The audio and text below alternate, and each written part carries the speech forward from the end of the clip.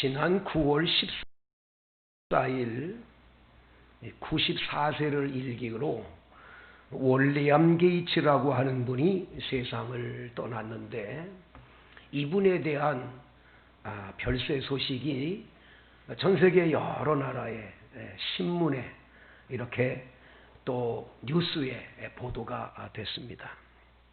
왜 그러냐? 이 노인이 뭐 대단한 인물이냐? 사실은 이분의 아들이 전 세계에서 가장 부자인 빌 게이츠, 바로 그분의 아버지이기 때문이죠. 사람들은 이 아버지에게 찾아와서 대체 그 아들을 어떻게 키웠기에 세계적인 인물이 됐습니까? 가정교육이 특별한 게 있습니까? 이런 물음을 굉장히 많이 받았대요. 그래서 이분이 빌 게이츠를 키워낸 교육법, 이 10가지가 있는데 이거에 대해서 책이 나와 있어서 그 책을 제가 이제 읽는 가운데 그 책 속에 이런 글이 들어있는 걸 봤습니다. 이 월리암 게이츠가 빌 게이츠를 이렇게 어렸을 때부터 이렇게 아이를 돌보는데, 이 어느 아이들처럼 이 아이도 똑같은 말썽꾸러기로 어렸을 때 자랐다는 거예요.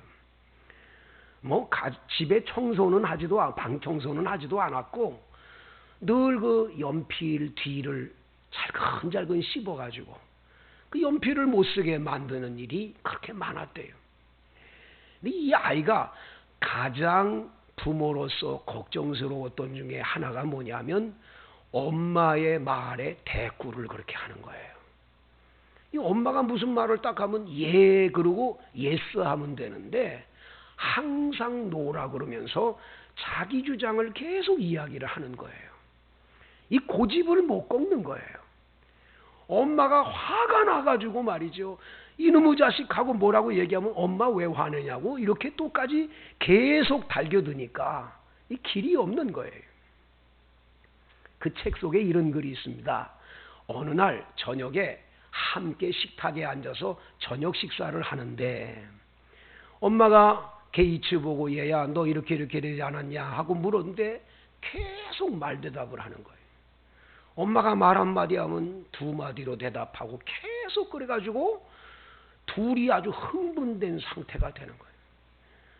보다 못해서 아버지가 옆에 있던 물잔을 가지고 확 아들아이한테 뿌렸어요. 이놈의 자식, 아버지 어머니가 뭔 얘기를 하면 들어야지 뭔 딴소리냐. 이 아이가 벌떡 일어나더니 아버지 샤워 시켜줘서도 고마워요. 그리고는 바깥에 나가가지고 며칠 동안을 이게 가출을 할 만큼 이렇게 아주 골칫덩어리였다라는 거예요. 이런 골칫덩어리를 그리고 어떻게 키워야 되냐. 목사님께 가서 상담도 해보고 나중에는 아동 상담소에 가서 얘가 혹시 뭐 문제가 있는가 상담도 했대요. 근데 그 상담한 결과 상담소에 있는 분이 이렇게 얘기를 해요.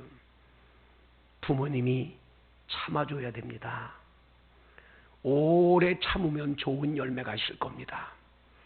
이 아이는 천재적인 그런 머리를 갖고 있는 아이인데 이 아이를 꺾지 말아주세요. 이 아이가 그냥 날개를 펴고 갈 수 있도록 부모는 돕기만 하면 될 겁니다. 이 말에 아버지는 알았다고. 그 다음부터는 대꾸를 하든 뭐 하든 그냥 내버려 두는 거예요. 단 한 가지, 텔레비를 보지 않게 하고 도서관에 가서 책 읽는 걸 계속 아이한테 훈련시켰어요. 책을 많이 읽었어요. 그러더니 이 아이가 나중에는 하버드 대학에 들어갔는데, 하버드 대학을 2학년 정도 다니더니 그만둔다는 거예요. 자, 여느 부모 같으면 이놈의 자식아 어떻게 대학은 졸업해야지 그럴 수 있냐고 야단칠 텐데, 이 아버지가 자기 집에 있는 차고에서 마이크로소프트 회사라고 딱 차려놓고 이 컴퓨터 한 대를 놓고 이 일을 시작하는데 아무 말을 안 했어요. 오래 참아줬어요. 그냥 내버려뒀어요. 이 회사가 전 세계에서 가장 돈을 많이 버는 마이크로소프트 회사가 돼서 세계 갑부가 된 거예요. 자, 여러분, 우리나라 사람들의 가장 큰 약점이 뭘까요? 우리는 속도에 굉장히 민감해서 빨리빨리를 좋아하죠. 뭐든지 빨리, 뭐든지 속하게, 시원하게 빨리빨리 뭔가 되기를 바라는 거예요.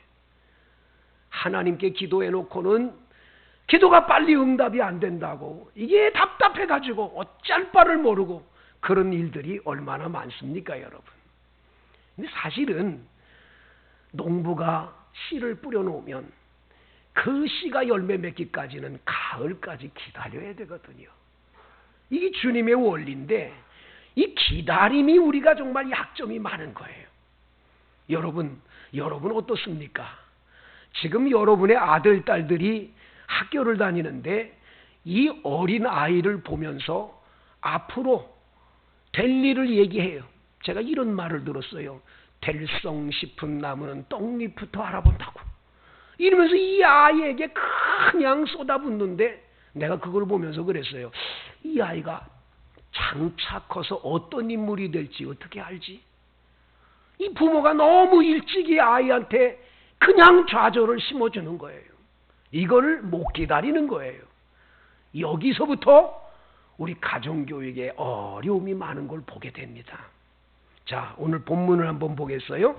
누가복음 22장 47절 말씀에 보시면 예수님께서 겟세마네 동산에서 힘쓰고 애써 간절하게 땀이 땅에 떨어지는 핏방울같이 되도록 간절하게 애써 기도를 하시고는 기도 끝난 후에 제자들에게 오셔가지고 이 제자들에게 시험에 들지 않게 깨어있어 기도하라고 이렇게 말씀을 하십니다. 그런데 그렇게 말씀할 때에 47절 다 같이 읽어보겠습니다. 시작. 말씀하실 때에 한 무리가 오는데 12 중에 하나인 유다라 하는 자가 그들을 앞장서 와서 그래. 예수님이 제자들 보고 시험에 들지 않게 깨어있어 기도해라 이렇게 말씀하는데 가롯 유다가 사람들을 데리고 그 겟세마네 동산에 왔어요. 이 사람들이 어떤 사람이냐? 다 같이 한번 보세요. 52절 시작. 예수께서 그를 잡으러 온 대제사장들과 성전의 경비대장들과 장로들에게 이르되 너희가 강도를 잡는 것 같이 검과 몽치를 가지고 나왔느냐. 여러분, 이 가롯 유다가 데리고 온 사람들 여기 쭉 있지요. 대제사장들과 성전의 경비대장들과 그리고 장로들, 이런 사람들이 이렇게 한 무리가 져서 예수님을 잡으려고 온 거예요. 그런데 깜깜한 밤이잖아요. 횃불을 들고 이렇게 왔지만 누가 예수님인지 누가 제자인지 모를 거 아니에요. 그래서 가롯 유다하고 이 사람들하고 짰어요. 군호를 짠 거지요. 뭘 짰냐? 내가 가서 붙들고 선생님하고 입 맞추는 그 사람이 예수요. 그 사람 잡으면 된다고. 이 짠 거예요. 그래서 오늘 본문에 48절 말씀에 보면 예수께 입을 맞추려고 가까이 하는지라 예수께서 이르시되 유다야 네가 입맞춤으로 인자를 파느냐 이렇게 말씀하십니다. 네가 입맞춤으로 나를 파냐, 예수님 파냐 이거예요. 얼마나 놀랬겠어요. 이 가롯 유다가 깜짝 놀래가지고 그냥 그 자리에서 무릎 꿇고 울면서 회개했더라면 달라졌을 거예요. 근데 이렇게 예수님이 말씀하는데도 뻔뻔한 거예요. 왜 뻔뻔합니까? 여러분, 포항제철 5mm 강판을 얼굴에다 깔아서 그렇습니까? 그게 아니에요. 여러분, 사탄 마귀가 그 속에 들어가니까 양심의 가책이 없어요. 전혀 그것이 예수님을 배신해 놓고도 양심의 가책이 없는 거예요. 참 안타까운 일이죠. 그런데 그때에 그 주위의 사람들이 그 된 일을 보고, 그러니까 예수님 제자들이 잠을 자다가 사람들이 횃불을 들고 웅성웅성하고 많이 찾아오니까 잠자다가 벌떡 일어나가지고 보니까 이게 참 큰 문제가 생겼거든요.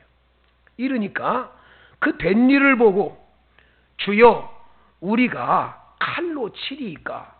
여러분 38절에 보면 제자들이 칼 2개를 준비해 놓고 있었잖아요. 그 중에 한 사람이 칼을 뽑아가지고 거기에 있는 대제사장의 종인 말고라는 사람이 와 있는데 그냥 내리쳐가지고 오른쪽 귀가 뚝 떨어진 거예요. 이 오른쪽 귀가 뚝 떨어져가지고 소리를 질렀겠죠. 아 하고 소리 질렀겠지요. 그런데 예수님께서 이것까지 참으라 그러시더니 그 떨어진 귀를 그 말고에다가 탁 붙여서 낫게 해 주시는 거예요. 예수님이 이것까지 참으라고. 그리고 그 귀를 낫게 해 주십니다. 그리고 예수님은 그 잡으러 온 사람들에게 너희가 강도를 잡는 것처럼 왜 검과 몽치를 들고 나에게 찾아왔냐?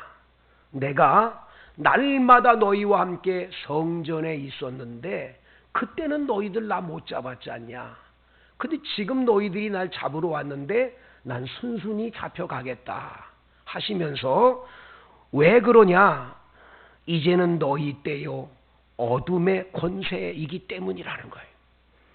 이제는 너희 때야. 너희가 죽이려고 하는 그대로 내가 죽는 거예요. 십자가에 못 박여 죽는 거예요. 너희 때야. 어둠, 깜깜함이요. 예수님 그래서 당당하게 억지로 끌려가 도망가다 붙잡힌 게 아니라 당당하게 십자가를 향해서 가는 그러한 모습이 오늘 성경에 나와 있는 모습입니다. 사랑하는 성도 여러분, 오늘 본문에서 예수님께서는 검을 들어서 치는 제자에게 왜 이것까지 참으라 하셨을까요? 이것까지 참으라는 이 말씀을 깊이 한번 돌아보시기를 바랍니다. 본문의 몇 가지를 알 수 있는데 첫 번째가 뭐냐? 배신을 당했으니까 배신을 당해도 참아라 하는 말씀을 하고 계시는 거예요. 가룟 유다가 예수님을 배신했습니다. 어떻게 그렇게 예수님을 배신할 수가 있는지. 예수님은 그를 믿었습니다. 얼마나 신뢰하고 믿었냐? 예수님께서 제자들 12명 가운데 가룟 유다에게 재정을 맡겼어요. 회계를 맡겼어요. 회계. 뭐 회장, 부회장, 총무 이러면서 회계 있잖아요. 재정, 그 물질 재정을 맡겼어요. 이건 믿으니까 맡긴 거예요. 믿지 못하면 맡기질 않아요. 그를 신뢰했어요. 그렇게 믿고 신뢰한 사람이 한순간에 예수님의 등에 칼을 꼽는 이런 배신을 하는 걸 보면 얼마나 기가 막혔겠어요. 여러분, 우리가 신앙생활하다 보면 이런 일을 많이 당하지요. 여러분들이 인생살이 하다 보면 정말 내가 믿었던 사람, 믿었던 친구, 그 믿었던 상사, 믿었던 그 사람이 나를 배신해 올 때 기가 막힌 거죠. 얼마나 기가 막힙니까? 그런데 여러분, 그걸 주님께서는 참으라 말씀하시는 거예요. 이거 참으라는 거예요. 왜냐? 여러분, 사람은 믿을 존재가 아니거든요. 사람은 의지할 존재가 아니에요. 여러분, 사람 믿습니까? 그거 잘못된 거예요. 사람은 믿을 존재가 아니고 의지할 존재 아니에요. 성경은 말해요. 도울 힘이 없는 인생을 의지하지 말며 그랬습니다. 절대로 여러분 도와줄 것 같지요? 어느 순간 다 여러분 뒤돌아서서 배신하고 그럴 때 이 말도 못하는 거예요. 그래서 항상 그럼 그렇지. 그런 줄 알았어. 그럼 다 그런 거야. 이래야지. 어떻게 내가 너를 그렇게 믿었는데 네가 나를 이렇게 할 수가 있냐? 그건 다 잘못돼서 그래요. 여러분, 오직 믿음의 대상은 예수님밖에 없어요. 의지할 대상 오직 주님만 의지하세요. 자꾸 사람 의지하다가 상처받고 자꾸 배신당하고 자꾸 마음에 아픔 당할 필요 없어요. 우리는 이거 참고 그냥 배신당해도 참고 다 이것 때문에 하나님 아버지께서 나에게 많은 걸 가르치시구나. 내가 너무 사람을 믿었어. 내가 너무 사람을 의지했어. 이게 나를 이렇게 나를 이렇게 할 줄은 내가 몰랐거든. 이거 가르쳐 주는 거예요. 성도 여러분, 기억하세요. 예수만 믿으세요. 사람은 사랑할 대상이지 믿을 대상이 아니에요. 사람은 의지할 대상이 아니에요. 주님만 의지하세요. 여러분과 제가 이것만 알면 시험 들지 않아요. 믿습니까? 그 누구도 똑같아요. 내가 저 사람은 꼭 믿었는데 저 사람은 절대로 아닐 것 같은데 아닙니다. 여러분 기억하세요. 주님만 의지하세요. 우리 교회 성도님 얘기를 해서 좀 죄송하지만 양해하고 들으세요. 은혜가 될 것 같아서 말씀드리는데 우리 교회 집사님 한 분이 어떤 사람하고 보증을 섰어요. 어떤 사람. 이 보증 섰다가 은행빚을 이 사람이 못 갚아가지고 은행에서 연대 보증 쓴 우리 집사님 그거 다 물어내라는 거예요. 이래가지고 우리 집사님 아파트가 다 사라져버렸어요. 세상에 생각해 보세요. 평생 동안을 고생해 이루어 놓은 아파트를 잊어버렸을 때 그 절망이란 기가 막힌 거죠. 제가 신방을 갔더니 그냥 우시면서 얘기를 해요. 목사님, 그 집에 갔더니 그래도 그 집은 살만하대요. 그 집은 먹을 게 있대요. 그래서 제가 그 집에 가서 울면서 우리는 어떻게 하느냐고 그랬는데 아무 말을 안 해요. 그래서 울다가 돌아왔어요. 여러분 믿노라 하고 도장 찍어줬는데 배신당한 거예요. 기가 막힌 일이죠. 그런데 여러분 얼마 지나지 않아서 그 집에 신방 갔다가 제가 기도를 하는데 갑작스럽게 이분이 치킨 가게에 가서 알바를 했어요. 이 치킨 가게를 저녁 오후에 가가지고는 밤 11시 반까지 이걸 하시는 거예요. 잠도 잘 못 주무시면서 얼마나 힘들었는지 몰라요. 빼빼 마르셨었어요. 그런데 여러분 이 치킨 가게 가서 그렇게 일을 하는데 그날 제가 신방 예배를 드리는데 갑자기 제 기도가 어떻게 하냐면 하나님 감사합니다. 그 치킨 가게를 우리 집사님에게 주시니 감사합니다. 제가 그런 기도가 나오고 그런 설교를 했어요. 예배 끝난 다음에 웃으면서 목사님 그게 얼마짜리인데 그걸 저한테 주겠어요. 말도 안 되는 소리세요. 목사님 참 이상하다고 딱 그러는데 저는 성령께서 주신 말씀으로 알았어요. 여러분 근데 한 달도 안 돼서 주인이 그거 치킨 가게를 인수하라는 거예요. 우리 집사님한테. 돈 없다고. 돈은 나중에 갚으라고. 이거예요. 하나님의 역사는. 믿습니까? 이래가지고는 이 치킨 가게를 인수받아가지고는 빚 다 갚고 그리고는 아파트를 딱 사가지고 입주를 해서 예배 드리는데 얼마나 눈물이 나는지 목사인 저도 울고 우리 교인도 울면서 그럼 그렇지 억울한 거 그냥 두시는 하나님 아니지. 채워주시지. 그럼 우리는 세상의 것을 의지하는 게 아니야. 주님께서 하시는 거지. 그렇습니다. 여러분 사람을 믿다가 실망했어요? 그저 사람 의지하다가 낙심했어요? 그저 그러리라고 생각하세요. 참으세요.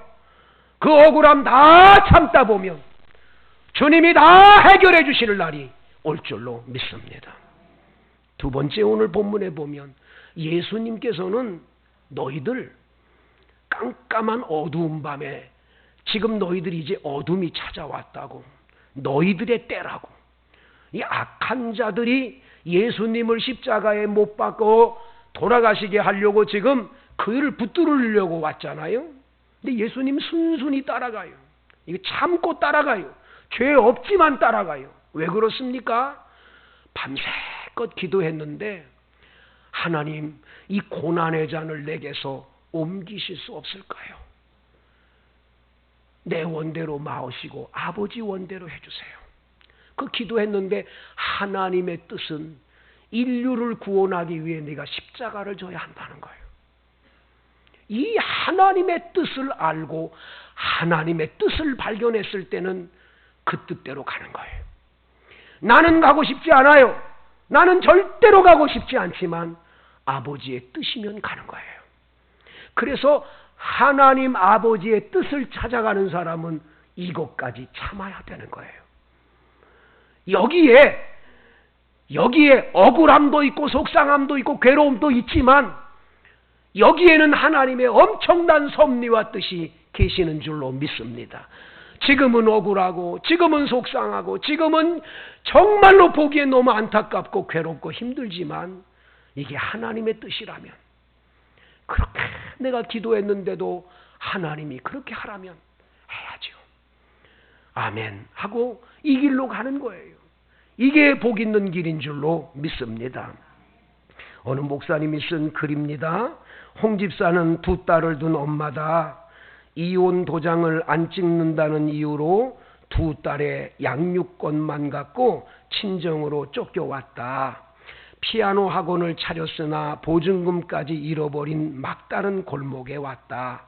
목사님, 내 인생이 너무나 힘들고 어렵지만 다르게 살 길이 없습니다.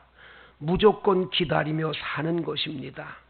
내가 이혼 안 한 이유는 남편을 못 잊어서가 아니라 두 딸에게 이혼한 어머니가 되지 않기 위해서입니다. 이 고백으로 살며 친정생활 1년 되는 지난 주일 남편이 찾아와 두 딸을 품에 안고 무릎 꿇어 눈물로 용서를 빈 뒤 세 식구를 데려갔다. 남편이 홍 집사와 두 딸을 태우고 시댁으로 간 자동차는 BMW였다. 인내하는 자는 복이 있나니. 성도 여러분, 인내하세요. 좀 참으세요. 남편이 마음에 안 드세요? 남편이 너무 힘들게 하세요? 하나님 믿고 참고 기다려보세요. 언젠가는 달라질 날이 올 거예요. 그 아들, 딸 내 마음대로 안 됩니까? 기다리세요. 기도했으면 기다리세요. 반드시 그 아들, 딸이 부모에게 크게 효도할 날이 올 거예요. 우리는 그런 믿음이 우리에게 있어요. 그것이 있어야 승리자가 될 줄로 믿습니다. 예수님은 십자가를 달게 지세요. 참고 지세요. 죄 없지만 십자가에 못 박혀 돌아가세요. 그러나 십자가의 죽으심으로 끝나냐? 반드시 3일 만에 부활하는 역사가 나타나는 거예요. 여러분, 반드시 하나님의 이 놀라운 은혜가 있게 될 줄로 믿습니다. 지금만 보면 안 돼요. 지금 현실만 보면서 낙심하면 안 돼요. 그래서 인내라고 하는 인자가 한문으로 칼도자 밑에 마음심자가 있어요. 이게 인자예요. 인내 인자. 이 인내하는 인자는 칼을 마음에 품고 있어요. 이 칼을 뺏을 수가 있지만 참는 거예요. 참는 거. 내자가 뭐예요? 참을 내자거든요. 그래서 여러분 그냥 견뎌내는 거예요. 그래서 견딜 내자를 가지고 그냥 견뎌내고 또 견뎌내고 견뎌내다 보면 내 마음에 가지고 있는 칼의 문제가 해결되는 것을 인내라고 그러는 거죠. 사랑은 오래오래 참는 겁니다. 여러분, 로버트 우드로프라고 하는 사람이 있는데요. 고등학교 때 얼마나 공부를 못했는지 낙제를 몇 번이고 합니다. 고등학교 졸업도 못하니 기가 막히죠, 부모가. 그래서 이 부모가 고등학교도 졸업 못하는 이런 바보 같은 아들을 이거 어떡하나. 군대에 이 아들을 이렇게 입학을, 군대에 입소를 시켜요. 그런데 이 아들이 군사학교에 가서도 적응을 못해가지고 얼마 안 있다가 그냥 뛰쳐나왔어요. 참 안타까운 일이죠.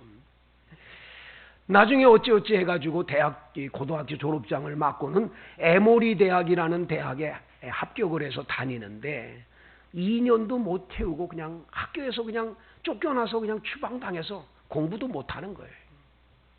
이런 아들을 이거 어떡하겠어요. 근데 이 아버지는요, 끝까지 기도하며 참는 거예요. 인내하는 거예요. 하나님의 뜻이 계시겠지. 하나님의 역사가 있겠지. 참는 거예요. 그리고 이 아들이 유리공장에 가서 일하겠다고 그래서 보냈어요. 그 유리공장에 가서 그냥 모래 나르고 이런 일을 하는데 얼마나 성실하게 하는지 나중엔 이 아들이 점점점 승진해가지고요. 그 유리회사의 부회장까지 올라가요. 이 대단한 일이거든요. 이 부회장까지 올라갔던 이 사람이 얼마나 많은 사람에게 유명해졌냐면 나중에 코카콜라 회사에서 회장을 뽑는데 이분이 회장이 됩니다. 전 세계에서 코카콜라가 제일 많이 팔릴 수 있도록 그 기초를 마련한 사람이 바로 이 사람이에요. 생각해 보세요. 지금 공부 못하는 내 아들, 이거 말썽꾸러기 이거 어떡하나. 다 낙심이 되고 낭망해요. 저 남편 어쩌다가 잘못 만나가지고 저 남자 저거 어떡하나. 다 낙심해요. 그런데 여러분, 많은 여성들 엄마들이나 그 아내 되시는 분이 평강공주 되려고는 안 해요. 바보 온달만 만들려고 그러지 이 온달 장군을 만들려고 그러지는 않아요. 여러분, 인내하세요. 참아보세요. 그저 말할 거 있으면 조금 참아보세요. 예수님의 말씀을 기억하세요. 이것까지 참아라. 이것까지 참아라. 참고 그러며 기도하면서 남편을 끝까지 돕는 아내가 되면 어느 날 십자가 뒤에 부활의 영광이 있듯이 여러분들이 그 아들, 딸을로부터 그리고 사랑하는 남편으로부터 이러려고 하나님이 나보고 참으랬구나 주의 음성을 들을 날이 올 거예요. 여러분, 이것까지 참으라. 이 말씀에